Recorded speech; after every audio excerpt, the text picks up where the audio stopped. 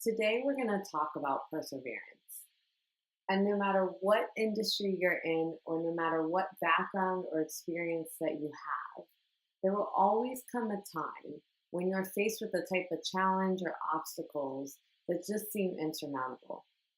How do you typically deal with these obstacles? Are you great under pressure or do you buckle?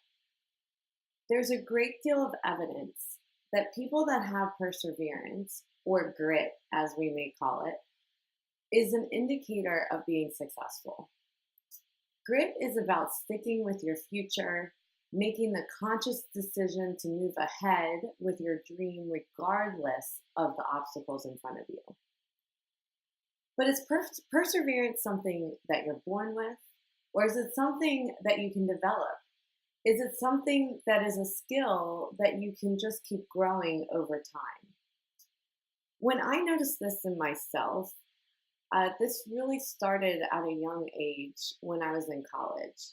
And I was supporting myself trying to get through college, working three jobs, going through an accounting degree, and all the other demands that were placed on me at the time.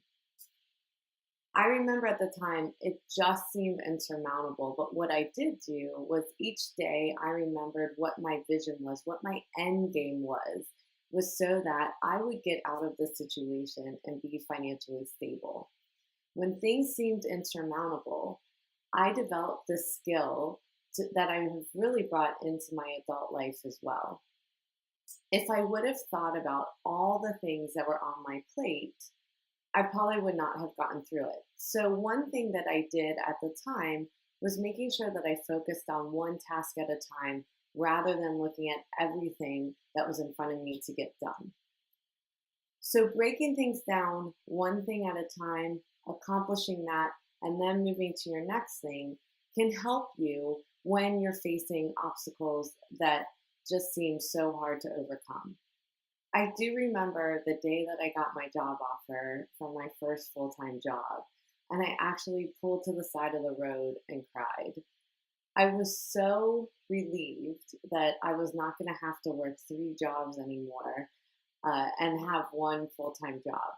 And this really goes back to reminding us that we need to take that time to feel sorry for ourselves when we need to. We also need to take the time to celebrate our own wins because there's no one else there to clap for us except for us. But don't spend too much time in any one place. So, really, to get started with this, when you are feeling like you're in this position, understand what your motivation is. What is your vision that you are working toward? So, when things get tough, you can keep that in your mind and know why you're going through what you're going through so you can stay true to your vision. The other thing that's really important is that when we have these challenges that we approach them with compassion and authenticity.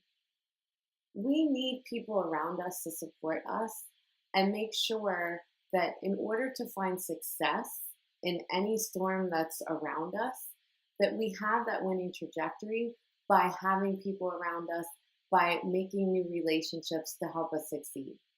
So when you're searching for that motivation, come back to, are you being true to yourself?